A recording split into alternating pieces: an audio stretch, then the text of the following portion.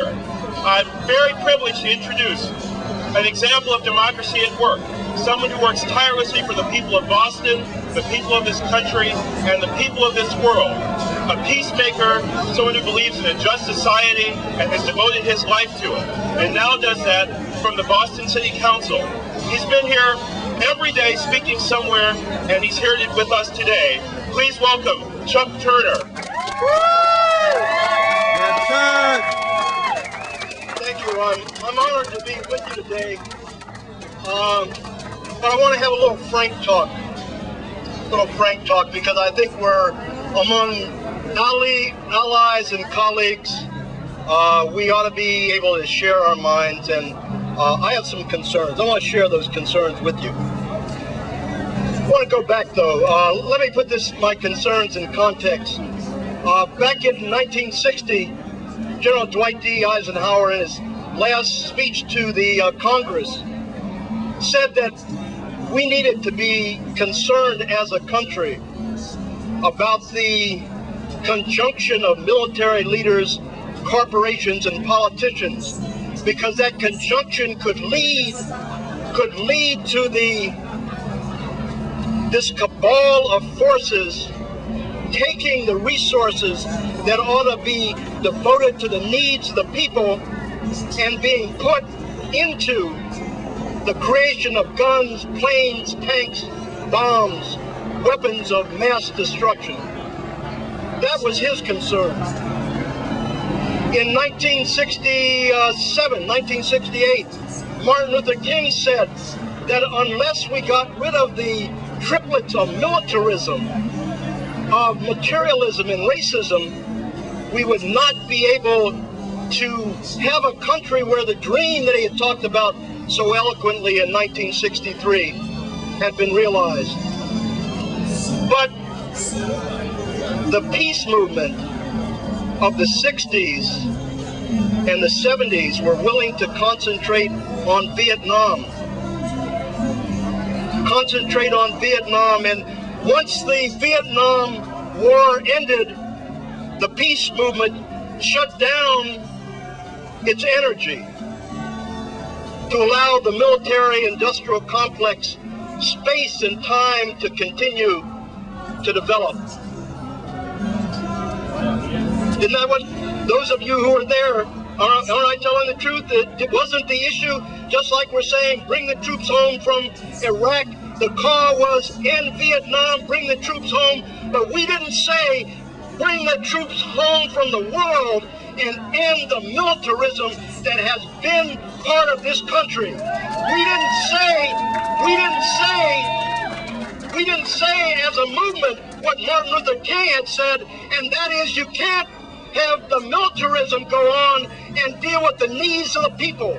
It was as if the peace movement would be satisfied as long as there wasn't a war going on. Let the military machine build up its weapons. Let it take the resources needed by the people and put them into guns and planes and tanks. But as long as there's no war, we'll live with that. That's tolerable. As a peace movement, as long as the country is not going to war, we will feel we're at peace, regardless of how the resources of this country are being used. You know, while people were out in the streets before the invasion of Iraq,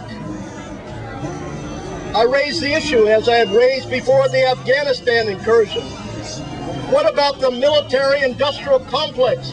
Why are we talking about these symptoms of the problem rather than talking about the root of the problem?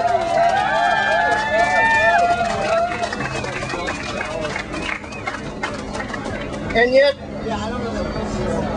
yet, our signs today talk about the end of the occupation of Iraq and bringing home the troops from Iraq as if that was going to solve the problem. Is that what you really believe? Is that what the peace movement believes? No. Then why don't we say it? Why don't we say it? Why does every speech I hear talk about Iraq? Why don't we talk about the military-industrial complex? I have not heard one person talking about the fact that the Democrats and the Republican senators just approved the budget where $419 billion $419 billion is being spent on defense when $50 billion is being spent on education. That is the war, brothers and sisters. The war is on the people of this country. It's the fact that the peace movement is really a middle-class movement that is caught up in the mythology that we need a strong military to keep ourselves secure. Is it the fact that when the war happens, then that's the sign to go into action? But as long as the money is being spent on guns and planes and tanks, that's making you feel secure. Is that why you don't speak out about the military-industrial complex? Help me understand. I don't understand how after 50 years of watching the military-industrial complex build its force stronger and stronger and stronger and stronger, the peace movement still has nothing to say about it. We ought to have signs saying, bring our troops home from around the world. Why aren't we saying that? Is the leadership of the peace movement somehow in collusion? Do they have investments in the corporations that are making the bombs? I can't believe that, but I can't understand what's happening, brothers and sisters. I look around at these signs, and none of these signs are speaking to the root causes.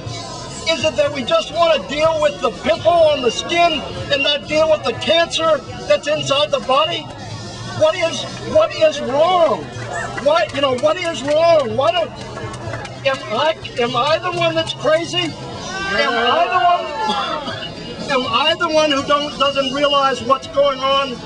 I don't understand, brothers and sisters.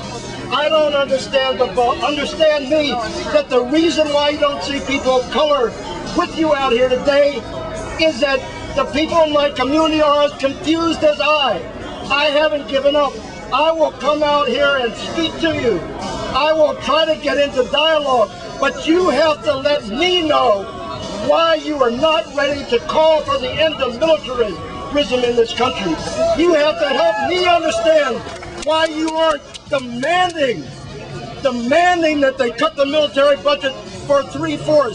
You have to help me understand why you aren't helping the American people understand that terrorism is a byproduct of the American corporate and foreign policy. Brothers and sisters, I think you know that. Why don't you talk about it? I'm not going to give up on you. But you have to begin to help me understand what your thinking is, because you're confusing me. You're confusing me. I have to ask, why am I coming out and participating with people who don't even seem to get it? Who don't even understand what the problem is? But I believe in redemption. I believe in the fact that people have the capability of moving beyond the thinking of the past. I believe it because I've seen it in myself, and I know the peace movement has that capability. But you all have to begin to show it soon. Otherwise, you become a relic, and relics get swept off the scene. But you have to be relevant to the problems of the day, and this whole week has not shown me that you are yet ready to be relevant. Thank you.